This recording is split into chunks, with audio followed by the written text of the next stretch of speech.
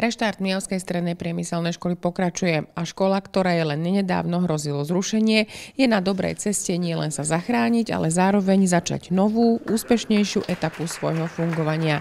Aj tieto závery vzišli z pracovného stretnutia zástupcov Trenčianskeho samosprávneho kraja, mesta a podnikateľov z Mijavy a okolia, vďaka ktorým priemyslovka mohla slávnostne otvoriť novú výdajňu jedla, zrekonštruované šatne a 2 odborné učebne.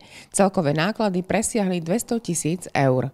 Som rád, že škola má vo svojich priestoroch svoju novú výdajňu jedla, aj s jedálňou, pretože chodili žiaci na nedaleký internát, je to okolo 700 alebo 800 metrov. No a som rád, že sa teda prihlasilo viac ľudí, že nejakých 200% strávnikov je tu viac kvôli tejto výdajni jedál, tak to nás naozaj veľmi teší. A tú ďalšiu investíciu, ktorú tiež podporila župa zo svojho rozpočtu, bola rekonštrukcia šatní, pretože to boli tie staré také tie klietkového typu a teraz sú to vlastne moderná šatňa s modernými skrinkami a som veľmi rád, že sa to teda podarilo. Tie investície boli do 150 000 eur spolu, ktoré teda išli za Trenčianskym samosprávnym krajom a ja som poďakoval dnes aj všetkým podnikateľom, ktorí prispeli na vybudovanie nových učební. Jedna učebňa počítačových technológií, informačných technológií a tá druhá učebňa sa týkala technického licea staviteľstva. Takže to sú naozaj veľké veci, ktoré títo zamestnávateľia a títo podnikatelia, ktorí tu sú na Mijave, investovali do tejto školy a ja som veľmi rád. Naozaj tá spolupráca priemyslovky so zamestnávateľmi je na veľmi dobrej úrovni a z tých 203 žiakov, ktorých v súčasnosti priemyslovka má, tak viac ako teda 10% sa učia aj v systéme duálneho vzdelávania pre tieto firmy. Čiže viac ako 20 žiakov sa vzdeláva, trénuje a využíva vlastne tie priestory tých firiem, ktoré sú tu na Mijave a v okolí.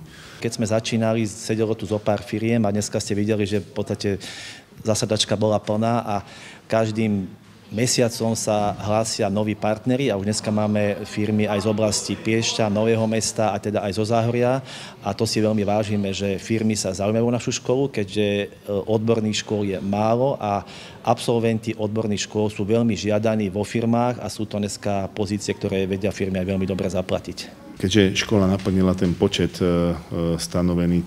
stanovený Trenčianskym samosprávnym krajom v tomto školskom roku, bolo určených 60 žiakov, má ich teda 64, ešte 4 prestúpili teda od septembru z iných škôl, tak na budúci rok a tí, ktorí neboli vlastne prijatí, to bolo nejakých 20 žiakov, takže na budúci rok by sme im dali o 20 žiakov viac, čiže aby mali tých 80 žiakov, 80 prvákov mohli prijať do tých odborov, ktoré požadujú vlastne zamestnávateľia tu v tomto regióne.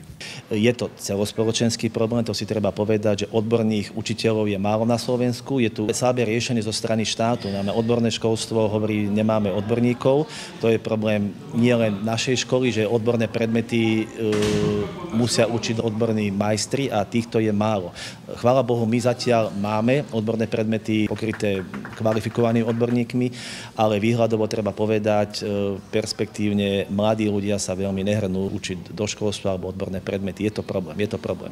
Budúcnosť školy je celkom fajn a potvrdzujú to aj tie čísla teraz od septembra, tie nové čísla v tomto novom školskom roku a my budeme napomocní, aby táto škola fungovala, pretože sme tu nainvestovali nemalé finančné prostriedky a minulosti z eurofondov, z vlastného rozpočtu. Je tu úplne zateplená, zrekonštruovaná nová telocvičňa a veľa ďalších vecí, ktoré chceme investovať do tejto školy a budeme vyžadovať, alebo budeme sa snažiť tie projekty, ktoré škola nachystá, priemyslovka, tak sa budeme snažiť ich podávať hlavne cez eurofondy, cez program Slovensko, respektíve cez Interreg, cez zahraničnú spoluprácu Slovenská republika, Česká republika.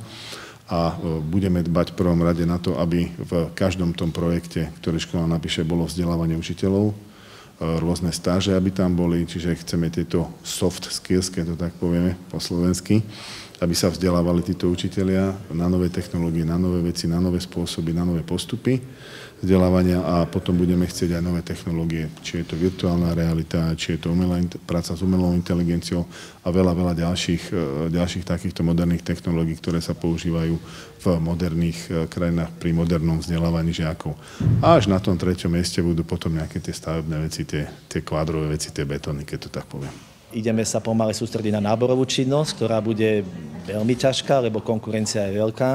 A potom pomaličky už ideme dávať do rozpočtu na budúci rok zase ďalšie investičné akcie. Jednak zase chceme zmazať určitý investičný dlh, ale chceme zase nové učebne.